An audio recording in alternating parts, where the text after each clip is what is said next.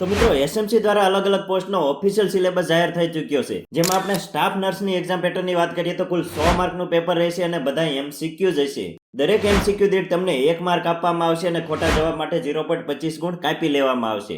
હવે મિત્રો પાસિંગ ધોરણની વાત કરીએ તો જનરલ કેટેગરીના ઉમેદવારો માટે મિનિમમ 50% માર્ક લાવવા ફરજિયાત છે અને અનામત કેટેગરીના ઉમેદવારો માટે મિનિમમ 45% માર્ક લાવવા ફરજિયાત છે.